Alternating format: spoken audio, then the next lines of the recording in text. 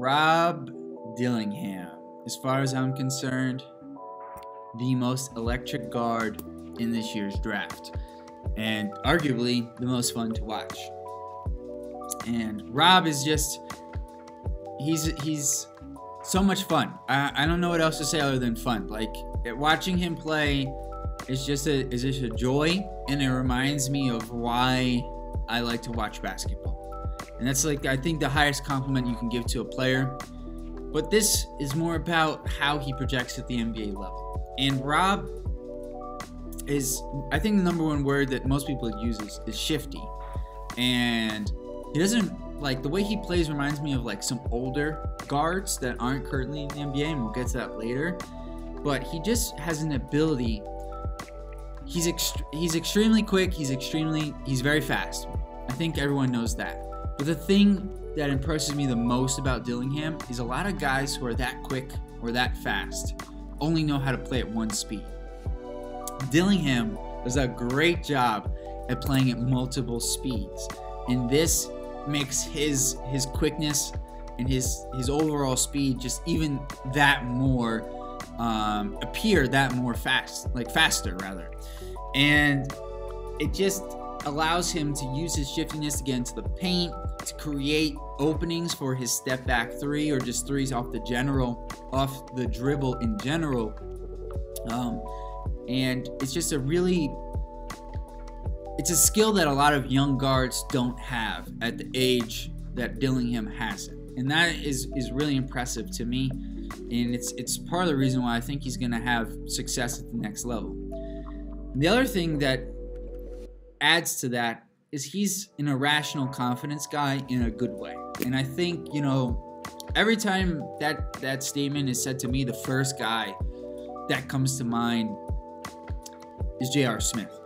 Like, just a guy who, it doesn't matter if he's 0 for 9, that 10th shot is going up. And it's not like, oh, I'm open, I have to shoot it. It's probably not going in. Rob really 100% believes that 10th shot is going in. And that is such a weapon to have on your team, but also just as a player, that unshakable confidence. And he certainly has it. So, where are some areas Rob could improve upon? Well, he certainly can score. He can pass. The defense is obviously, I think, where most people look to. And I think as the year went on, he got better on that end of the court.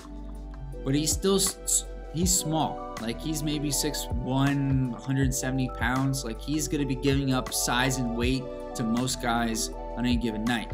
But he does have a level of compete at the defensive end that says to me, he's not going to be somebody who you have to take off the court because of a lack of effort. But there might be matchups where he, you know, if you get into a playoff game a couple of years into his career where they may have to take him out because they're just putting him in a switch and then posting him up, and it becomes an issue. So that's the one area of concern which I do think is legitimate and could have an impact on Dillingham's ceiling.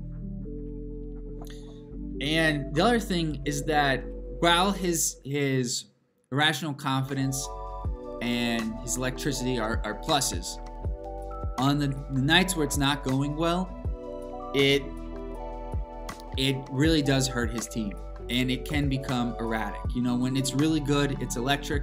When it's bad, it's erratic. And that's the issue with Dillingham, is that it's hard to know which nights it's going to be, because like I said earlier, on some nights he starts off 0 for 7 and then he'll finish like 8 of 15. It's crazy.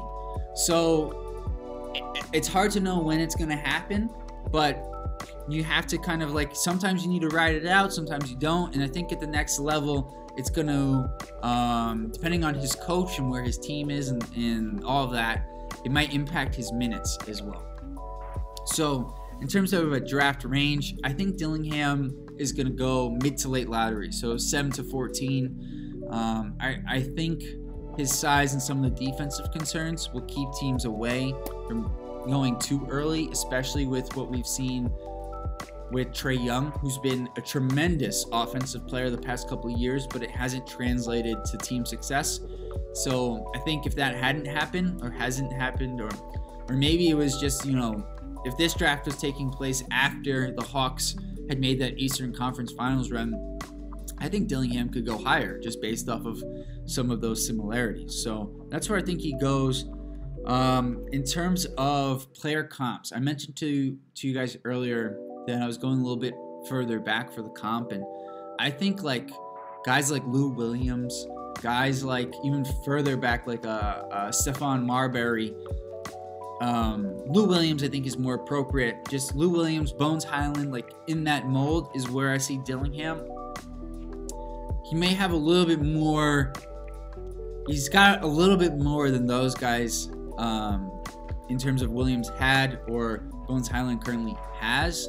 But I think that mold of player is certainly the style that Dillingham has.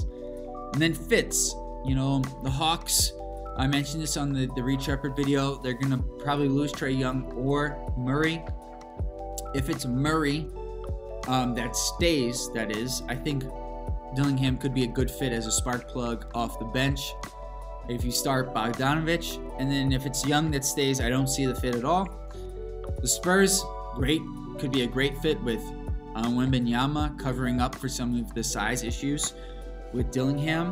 And then lastly, the Wizards. They need talent. So that's where I think that's what I think about Rob Dillingham. Ton of fun.